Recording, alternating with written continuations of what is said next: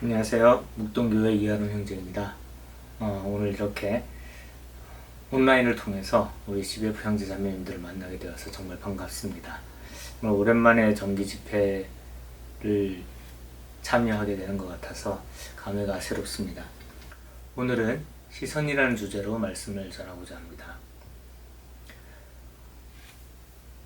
우리는 어떤 결정을 내릴 때에, 그리고 우리가 어떤 행동을 취할 때에 가지고 있는 어떤 관점에 따라서 다른 판단을 하기도 하고 다른 결정을 내리기도 하고 또 다른 행동을 하기도 합니다. 그래서 우리가 어떤 시각으로 이 세상을 바라보고 또 어떤 현상을 바라보는지가 굉장히 중요하다고 할 수 있는데요. 우리 아브라함을 한번 예를 들어서 보기를 원합니다. 창세기 13장에 보면은 이제 아브라함과 롯이 함께 있다가 이 아브라함의 가축들도 많아지고 롯의 가축들도 많아지면서 분쟁이 생기는 장면이 나옵니다. 아브라함은 이 자신의 목자와 또 롯의 목자가 서로 다투는 것을 보고 이래서는 안 되겠다라는 판단을 하게 됩니다. 그리고 이제 롯에게 이야기를 하죠. 더 이상 여기 같이 있기는 힘드니까 이제 우리 서로 헤어지자. 그래서 네가 저쪽으로 간다고 그러면 나는 반대쪽으로 가겠다. 그러니까 이제 멀리 떨어지겠다라고 이야기를 하는 것입니다. 그런 환경의 변화가 있었을 때에 아브라함은 사람들을 봅니다. 자기의 어떤 어려움을 본 것이 아니라 자기 주위에 있는, 그리고 롯에게 있는 다른 사람들에게 여러 가지 어려움이 생겼던 것을 보게 되고, 그런 그 어려움을 해결하고자 하는 그 방법으로 롯과 헤어지는 것을 선택을 하게 됩니다. 근데 롯은 무엇을 보냐면은 자기에게 처한 환경을 봅니다.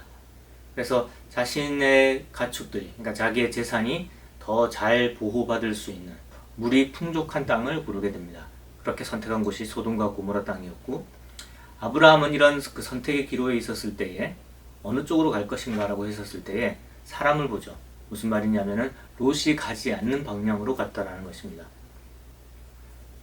롯과 함께 있어서 분쟁이 생겼고, 그리고 목자들 사이에 다툼이 생겼으니까 이제 아브라함은 무엇을 보고 있냐면은 사람들이 어떻게 하면 더 행복해질 수 있을까, 나의 이웃들이 어떻게 하면 더 편안하게 잘 살 수 있을까를 본 것이고, 그 시선에서 봤을 때 올바른 선택은 무엇이었냐면은 롯이 가지 않는 곳으로 가는 것이었죠. 이런 아브라함의 시선은 18장에서도 다시 한번 발견할 수가 있습니다.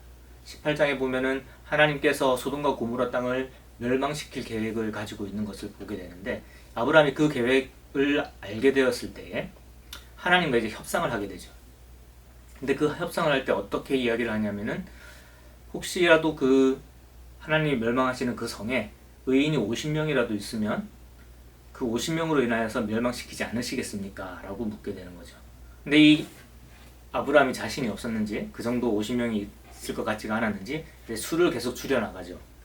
그래서 창세기 18장 32절에 보면은 마지막으로 이제 아브라함이 어떻게 이야기를 하냐면, 주는 노하지 마옵소서, 내가 한 번만 더 묻겠습니다. 거기서 10명의 의인을 찾으면 어떡하시겠습니까? 라고 하나님께 묻는 장면이 나옵니다. 아브라함은 무엇을 보고 있습니까? 사실 소돔과 고모라 땅은 물론 이제 롯과 상관이 있기는 했지만 아브라함 자신과는 특별한 상관이 없는 땅일 수도 있습니다. 그런데 아브라함은 그곳에 있는 혹시 모를 의인들, 그리고 그 의인들로 인해서 살아날 수 있는 사람들을 바라본 것이죠. 그런 것들이 계속해서 눈에 보였기 때문에, 아브라함의 시선이 거기에 있었기 때문에 아브라함은 하나님과의 그 협상 속에서 하나님이 노하실 것 같은 그런 부탁까지도 하게 되는 것입니다. 아브라함이 참 대단한 것이죠. 아브라함은 자기가 어떤 결정을 내릴 때에 자기의 유익을 생각하기보다는 남의 어떠함, 그러니까 이웃이 얼마나 더 잘 살 수 있을까, 또 이웃이 어떻게 하면 더 행복할 수 있을까, 또 그들에게 닥친 위험을 어떻게 하면 그들을 위해서 그 위험이 닥치지 않게 할 수 있을까 하는 그런 부분에 아브라함이 신경을 썼던 것을 볼 수가 있습니다.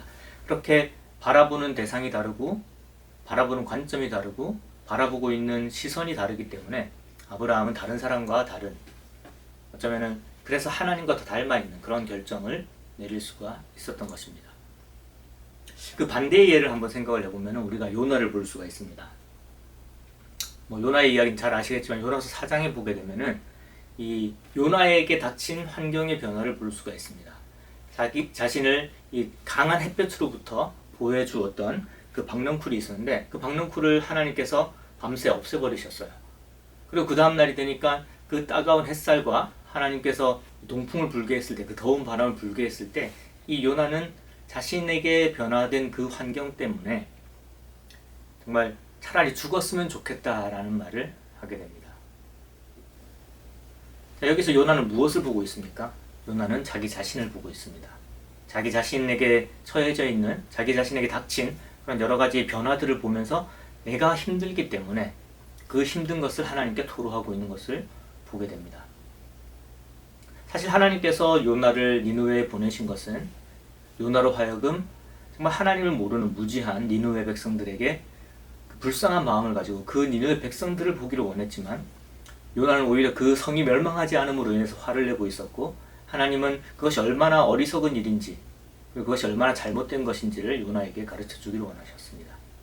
그래서 그 작은 박넝쿨 하나 때문에 정말 죽고 싶다라고 이야기할 정도의 그러한 그 요나를 이렇게 좌지우지한 것이죠. 그 박넝쿨 하나가.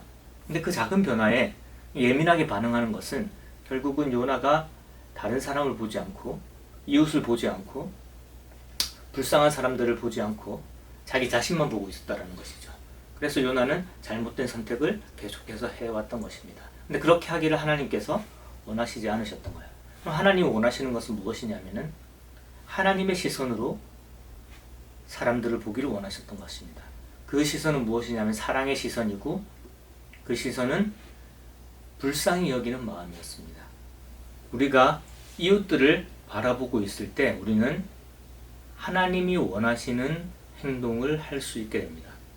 나를 바라보고 있으면 이제 나에게 닥치는 여러 가지 어려움들에 대해서 하나님께 기도를 하게 되고 나를 바라보고 있으면 내가 더 잘 되는 방향으로 우리는 행동을 하게 되고 선택을 하게 됩니다.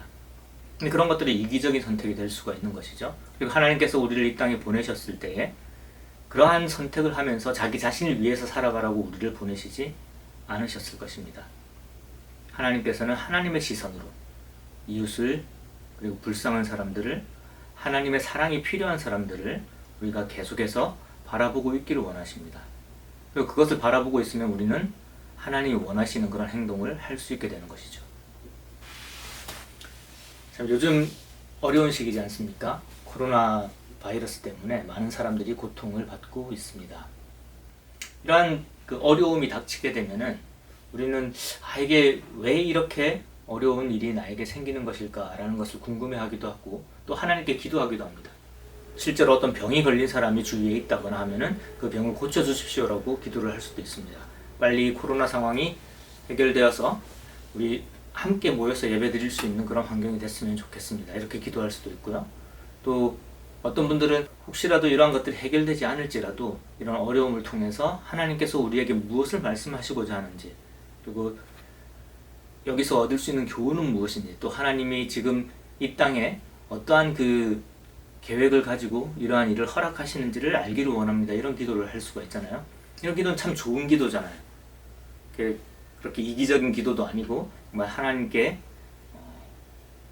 더 나은 상황을 위해서 또 더 나은 성장을 위해서 영적 성장을 위해서 이게 기도하는 것입니다. 근데 이런 기도에도 자세히 생각을 해보면은 이 시선이 어쩌면은 우리에게 집중되어 있는 것이 아닌가라는 생각을 합니다.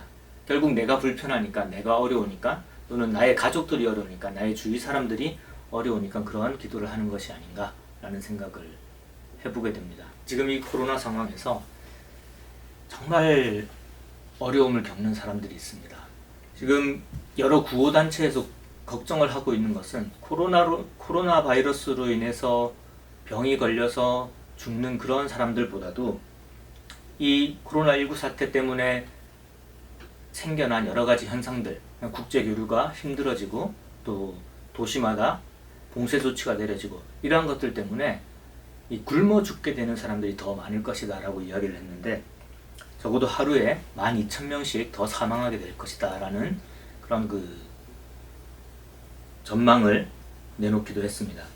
월드뱅크의 조사에 따르면 매년 줄어들고 있던 극빈층이 이 코로나 사태로 인해서 오히려 늘어날 수 있다라고 이야기를 합니다.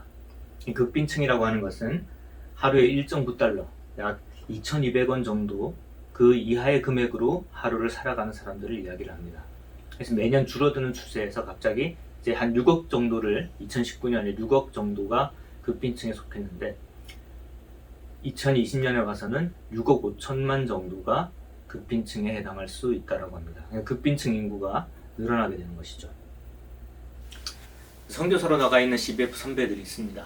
그들을 통해 이제 소식을 들었는데 이 바이러스로 인해서 봉쇄 조치가 내려지게 되면은 극빈층에 있는 사람들이 할 일이 없어진다고 합니다. 그들이 하는 일들이 주로 이제 서비스업들, 잔일들을 하게 되는데 움직일 수가 없게 되면은 그들이 가지고 있는 어떤 재산이 없고 그 가정 내에서 경제 활동을 할 수가 없기 때문에 이들이 극빈층에서 더 어려운 상황으로, 그래서 이 벌 수 있는 돈이 없어서 이제 배고파서 이렇게 죽게 되는, 그리고 병이 걸려도 이렇게 치료를 받을 수 없어서 죽게 되는 그런 상황이 생길 수 있다라고 이야기를 합니다. 이런 사람들은 어떤 사람들입니까? 정말 도움이 없으면은 하루하루를 살아가기가 힘든 사람들입니다. 우리는 그런 사람들을 바라봐야 돼요. 요즘 시대가 좋아져서 우리의 이웃은 단순히 이 동네에 있는 사람들이 이웃이 아니라 저 멀리 아프리카에 있는 남아프리카 공화국에 있는 사람이 우리의 이웃이고, 태국의 저 치앙마이에 있는 그런 사람들이 우리의 이웃이며, 인도네시아의 섬에 있는 그런 사람들이 우리의 이웃이 될 수가 있습니다. 우리의 시선이 거기를 향할 수가 있어요. 유튜브를 통해서 우리가 볼 수 있고, 또 교회에서 파송된 선교사들을 통해서 우리는 그곳에 있는 사람들을 볼 수가 있습니다. 우리의 시선이 그들을 향할 수가 있게 된 것이죠. 하나님께서는 그들을 보기를 원하십니다. 그리고 그것을 보았을 때 우리의 결정들은, 우리의 삶의 선택들은 달라질 수 있습니다.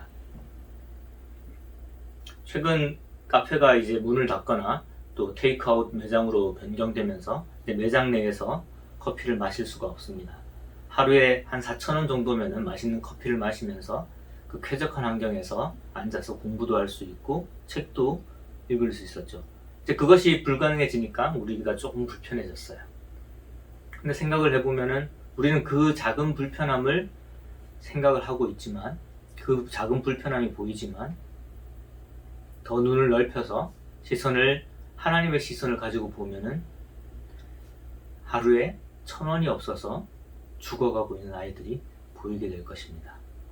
그러면 오늘 내가 커피를 한 잔 안 마심으로 인해서 우리는 한 아이를 4일 동안 더 살아있게 만들 수 있는 것이고, 그것을 한 달 정도 모아서 우리가 구호단체를 통해서 그들에게 전달했을 때 한 달에 3명 또는 4명의 어린이를 후원할 수가 있습니다.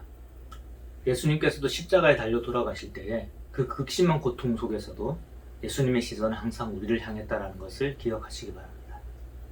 예수님이 십자가에 달려 돌아가시면서 그 어리석은 사람들, 자신을 죽이고자 하는 그 사람들을 바라보시면서 그들을 위해서 하나님께 기도를 하셨습니다. 우리는 그 정도의 고통에 있는 것이 아닙니다. 우리는 그들을 볼 수 있는 충분한 여유를 가지고 있고, 또 그들을 도울 수 있는 충분한 여유를 가지고 있습니다. 근데 조금 우리가 힘들어지니까 그런 것들을 잘 못 보게 되는 것이죠. 근데 이럴 때일수록 우리가 그들을 도왔을 때 그들은 더욱 감사하는 마음을 가지게 되고, 이것이 정말 하나님의 사랑이구나 하는 것을 알게 됩니다. 그들도 코로나 상황 때문에 다른 여러 나라들도 어렵다라는 것을 알고 있습니다. 그런데도 한국으로부터 도움이 도착했을 때, 여러 가지 도움을 받았을 때에 그들은 정말로 감사함을 느끼게 됩니다. 왜냐하면은 그들도 어려울 텐데. 그러니까 부자라서 우리를 돕는 것이 아니라 가난하지만 그래도 더 가난한 우리를 돕고 있다는 것을 그들도 아는 것이죠. 그런 것들을 알게 되었을 때 그들은 무엇을 느끼게 되냐면 하나님의 사랑을 느끼게 됩니다. 예수님께서 이 땅을 떠나시면서 제자들에게 땅 끝까지 이르러 예수 그리스도의 증인이 되라 라고 말씀을 하셨습니다. 그런데 지금 우리가 이 땅 끝까지 이룰 수 있는 시대를 살고 있습니다. 내가 직접 가지 않아도 영상을 통해서, 온라인을 통해서, 이 네트워크를 통해서 우리는 그들에게 복음을 전할 수가 있어요. 내가 직접 가지 않아도 그들을 도울 수가 있어요. 아주 편하게 도울 수가 있습니다. 앉아서 컴퓨터 앞에 앉아서 열린 길에 들어가서 CMS로 후원 신청만 하면 됩니다. 그럼 지속적으로 한 국가에 있는 선교사를 도울 수 있고 그 선교사가 그곳에 복음을 전하는 것을 도울 수가 있습니다. 우리의 시선이 거기에 가기만 하면 돼요. 여러분 어디를 보고 계십니까? 이 어려운 시기에 나만을 바라보고 있지 않습니까? 나를 바라보고 사는 것, 내가 나의 어떠함만을 신경 쓰는 것, 이것이 정말 하나님이 원하는 삶입니까? 하나님께서는 우리로 하여금 저 땅 끝에 있는 정말 하나님의 사랑이 필요한, 우리의 도움이 필요한 자들을 보기를 원하십니다. 그리고 우리가 그것을 보았을 때에 우리는 하나님의 마음으로 하나님의 사랑을 전할 수 있게 될 것입니다. 그리고 그 사랑을 전하게 되었을 때 그들은 하나님의 예수 그리스도의 복음을 받아들이게 될 것입니다. 우리가 시선을 땅끝으로 돌리면 그 땅끝에 전해지는 것은 예수 그리스도의 복음이 될 것입니다. 감사합니다.